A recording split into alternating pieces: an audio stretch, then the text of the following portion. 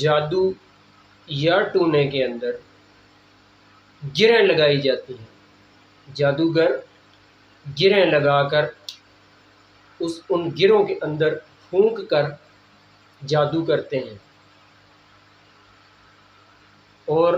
نبی کریم صلی اللہ علیہ وسلم پر جو جادو ہوا تھا وہ بھی صحیح حدیث کے اندر جیسا کہ موجود ہے کہ گروں کے اندر جادو کیا گیا تھا،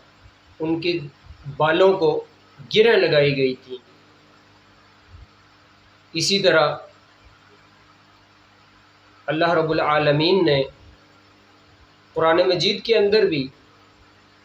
گریں لگا لگا کر پھونکنے والیوں کے شر سے پناہ مانگنے کا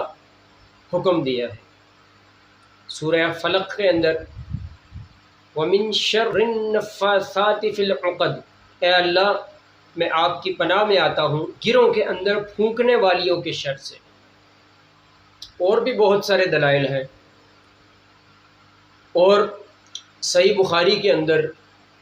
حدیث موجود ہے، نبی کریم صلی اللہ علیہ وسلم نے ارشاد فرمایا،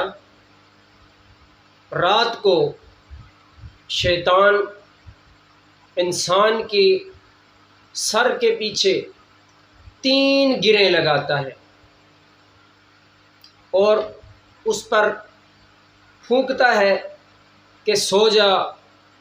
ابھی رات بہت پڑی ہوئی ہے، سو جا۔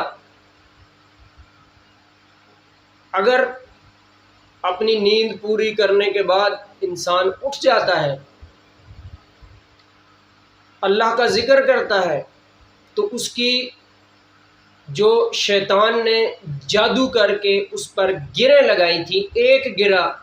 اٹھ کر اللہ کا ذکر کرنے سے کھل جاتی ہے، اور جب اٹھ کر وضو کرتا ہے، پاک صاف ہو جاتا ہے، تو دوسری گرہ بھی اس کی کھل جاتی ہے، اور اس کے بعد نفل یا فرض کوئی بھی نماز ادا کرتا ہے تو اس کی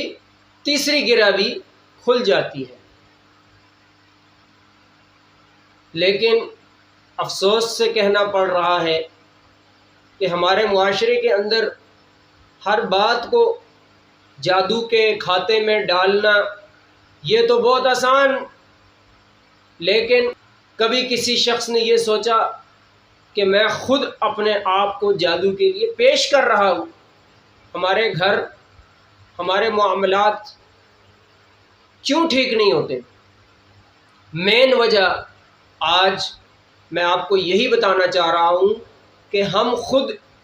شیاطین جنات کے سامنے خود کو پیش کر رہے ہیں کہ آؤ ہم پر جادو کرو، جب نبی علیہ السلام نے فرما دیا کہ تم ٹائم پر سو اور ٹائم پر اٹھو۔ ہمیں رات کو ٹائم پر سونا چاہیے اور صبح اذان سے پہلے ٹائم پر اٹھنا چاہیے، تاکہ شیطان نے، جن نے جو انسان کے سر کے پیچھے گریں بدی کے اوپر لائی ہوئی ہوتی ہیں وہ کھل سکیں۔ اللہ سے دعا ہے اللہ ہمیں اس پر عمل کرنے کی توفیق عطا فرمائے۔